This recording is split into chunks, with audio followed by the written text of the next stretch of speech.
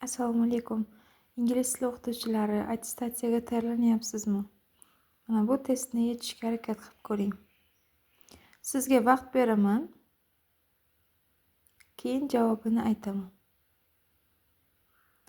The woman told us that the next train would come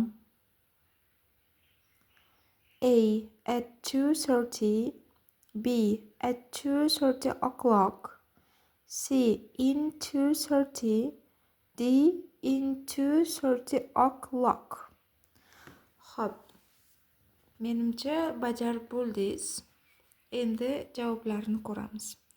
Xo'p, biz vaqtni ifodalayotganda soatlar oldidan at qo'yamiz.